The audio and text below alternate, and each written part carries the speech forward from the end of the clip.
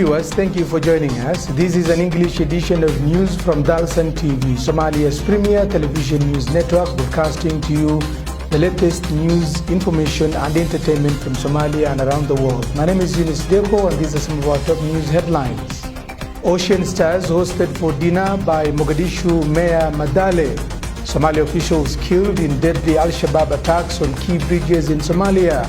And Prime Minister Hamza Barre arrives in central Somalia to boost military offensives.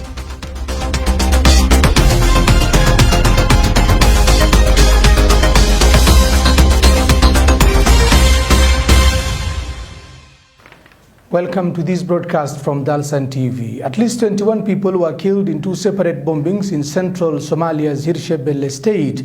A powerful car bomb exploded in Jalalaqsi town where soldiers operating a security checkpoint intercepted the vehicle. In Bulaburde, 6 other people, including 4 civilians, were killed in a separate car explosions when a 3-wheeled motorcycle with explosives attached struck the Bulaburde town bridge. Fighters of the Somali militant group Al-Shabaab have attacked and destroyed bridges in 2 Somali towns simultaneously. 2 Somali officials have been killed in a suicide bombing in the central town of Jalalaqsi in the Hiran region. District Commissioner Muhammad Umar Dabashi and the city mayor Adan Muhammad Ise were named as victims. The government said the security forces opened fire at a vehicle filled with explosives, which the bomber was driving, but the blast went off, killing the officials and more than 10 others, including soldiers. The checkpoint is near local government buildings and a military base belonging to the Africa Union peacekeepers from Djibouti. Other victims included soldiers at the checkpoint and civilians, including street vendors. The explosion destroyed a building near the checkpoint where the local officials were based, according to local sources. A similar bombing in Bulaburde town, also in Hiran, destroyed a key bridge which runs over the Shabelle River and links the central and southern regions of Somalia. Residents said the bomb caused an unspecified number of casualties. The Al-Shabaab militant group immediately claimed responsibility for the 2 attacks. Bulaburde and Jalalaqsi in Hiran region in Hirshabelle state have been the focal point of efforts to mobilize the local population against the Somali militant group Al-Shabaab. Reports said the militant targeted the bridge to prevent the government forces and allied armed clans who have launched an offensive from crossing into their strongholds. Meanwhile, Somali Prime Minister Hamza Barre, who has been in Bahir Dar and parts of the Somali region of Ethiopia, has crossed the border into Somalia and arrived in central Somalia on Thursday. The Prime Minister will oversee military operations and receive updates on the ongoing military activities in central and southern Somalia. The Premier joins the Chief of the Defense Forces, the Minister of Defense, and other key Somali leaders who have been stationed in the area. Somali Prime Minister Hamza Abdi Barre has arrived in Beledweyne, the administrative capital of Hiran region. The Premier, who has been in neighboring Ethiopia for a summit on African security, will join the offensive against Al-Shabaab. The Vice President of Hirshabelle, Yusuf Ahmed Hagar, the Governor of Hiran region, Ali Jeite Osman, federal members of parliament and ministers welcomed the Premier on Thursday. The town has hosted senior military officials spearheading offensives by the Somali National Army targeting Al-Shabaab. Early this month, 3 bomb explosions killed officials of the state at its headquarters, heavily damaging all adjacent buildings.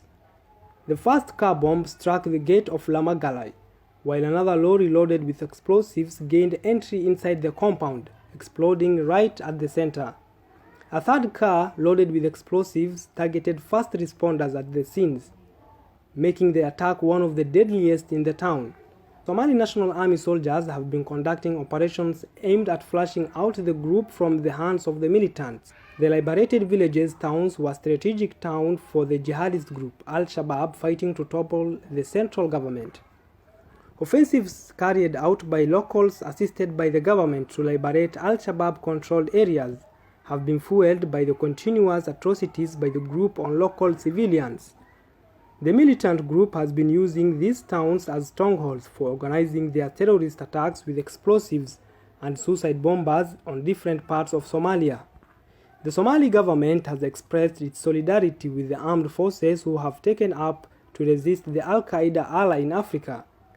It has vowed to revamp the fight against Al-Shabaab until they are removed from all areas they now control. Meanwhile, Ocean Stars have been hosted for dinner by Mogadishu Mayor Madale. The under-17 national team have been hosted for a colorful dinner to celebrate their recent achievements, winning the Sekafa tournament held in Ethiopia. The city administration commended Ocean Stars for displaying football characterized by discipline and professionalism.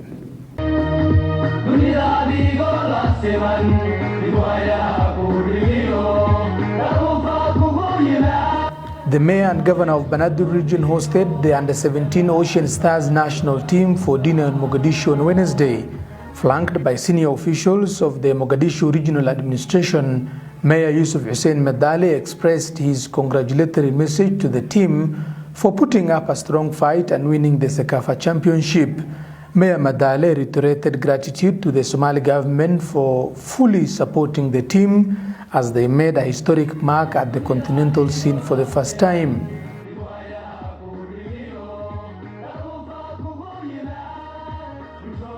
Mayor Madale congratulated the national team upon their recent Sekafa win and wished them success in the upcoming Total Energies Under-17 Africa Cup of Nations AFCON 2023. waxaan rajaynaynaa haddii ilaa yiraahdo sida hadda wasiirka tafaa'ulka uu sameeyay waxaan malaynaa Algeria inaad la ciyaari doontiin haddii ilaa yiraahdo. We wish you all the best in next year's tournament in Algeria, where we also expect you to bring us the trophy. We hope you will be masters of the game and play against Manchester and the like. The Minister for Youth and Sports, Mohamed Barre Mahamoud, commended the team for being good ambassadors of Somalia.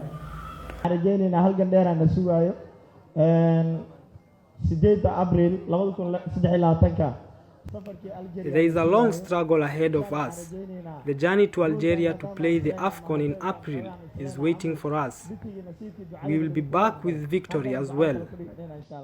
Somalia's Ocean Stars have qualified for the Total Energies Under-17 Africa Cup of Nations 2023 in Algeria after trouncing South Sudan 3-1 in the finals of the Sekafa Under-17 Championship played at Abele Bikile Stadium in Addis Ababa. By reaching the final, both teams have secured a berth in the 2023 Total Energies Africa Cup of Nations, which will be held in Algeria.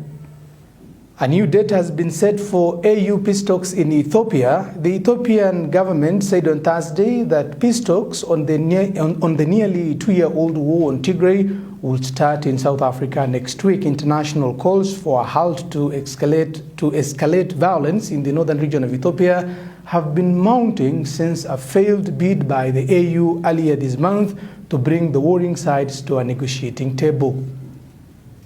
The African Union has announced a new date for peace talks between Ethiopia's warring factions that will be held in South Africa, according to the Ethiopian Prime Minister's National Security Advisor, Redwan Hussein. The talks were initially scheduled for early this month but did not go ahead as planned. In a tweet, Mr. Hussein said the talks with the Tigray People's Liberation Front (TPLF) will now be held on October 24th and confirmed the government's participation.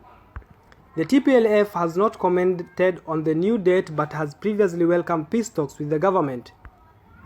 Fighting continues in the 2-year-long civil war, with the government soldiers this week seizing 3 towns in the northern Tigray region from the rebels. On Monday, the United Nations Secretary General Antonio Guterres said the situation in Ethiopia is spiraling out of control and called for an urgent resumption of peace talks. Violence and destruction have reached alarming levels. The social fabric is being ripped apart. Hostilities in the Tigray region of Ethiopia must end now, including the immediate withdrawal and disengagement of Eritrean armed forces from Ethiopia. The government and TPLF leaders had agreed to join talks this month that will be mediated by African Union envoy Olusegun Obasanjo, South African former Deputy President Phumzile Mlambo, and former Kenyan President Uhuru Kenyatta. But the meeting in South Africa never took place. with logistical problems blamed. Fighting, meanwhile, has spiraled. The government this week vowed to seize airports and other federal sites from rebel control as part of defensive measures. Ethiopian forces and Eritrean allies say they have captured a string of towns in the embattled region, which has been largely under rebel control since mid-2021.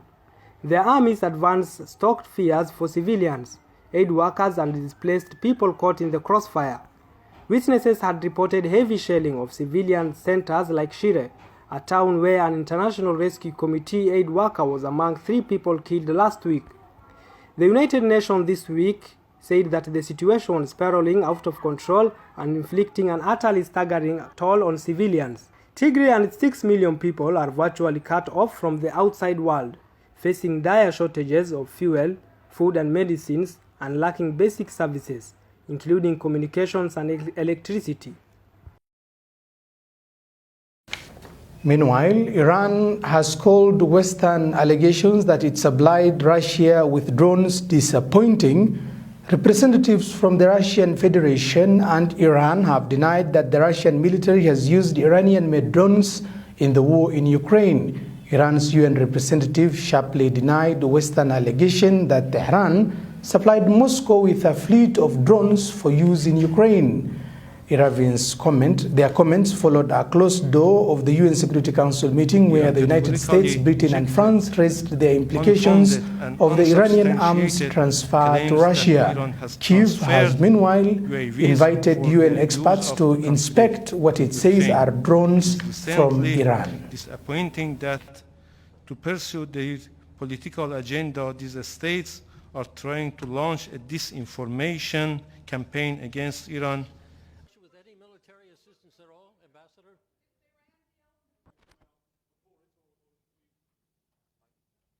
Today we have observed another round of the disinformation campaign from the Security Council by the Western delegations, as they raised in the Council the issue of the UAVs allegedly used by Russia in Ukraine. The aim of our Western colleagues is clear. They attempt to hit 2 targets at once, inventing an artificial pretext to put pressure on Russia and on Iran. Meanwhile, with inflation a top worry for voters just weeks before the midterm US elections, President Joe Biden has announced a plan to sell an additional 15 million barrels of crude oil from America's strategic reserve and said more will be released if it was needed, all in an effort to dampen high gasoline prices. It comes 2 weeks after OPEC ranked Biden by siding with Russia and agreeing to cut production of oil, which is believed to be increasing prices of oil in the United States of America. Extending our previously announced release through the month of December. I've told my team behind me here to be prepared to look for further releases in the months ahead if needed. We're calling it a ready and release plan. We need to responsibly increase American oil production without delaying or deferring our transition to clean energy. And with that story, we come to the end of this broadcast, an English edition of news from Dalsan TV, Somalia's premier television news network, broadcasting to you the latest news from Somalia and around the world in both English and Somali. My name is Yunus Teko. Bye-bye for now.